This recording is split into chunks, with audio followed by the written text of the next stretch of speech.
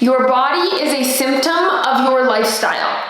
That means if you've gained weight, the weight gain is a symptom.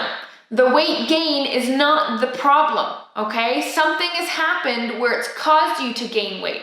So you can't go to a doctor and say, hey doc, fix my symptoms. You have to go to a doctor to find a cure to the root cause.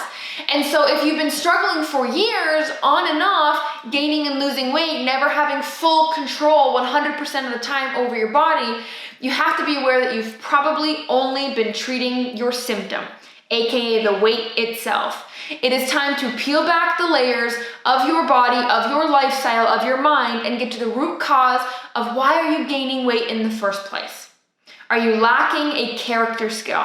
Consistency, discipline. Sometimes it's not as simple as I just don't know how to eat healthy. Sometimes it is deeper than that. And if you just focus on the surface level habits, like exercising and eating right, that just treats the symptom.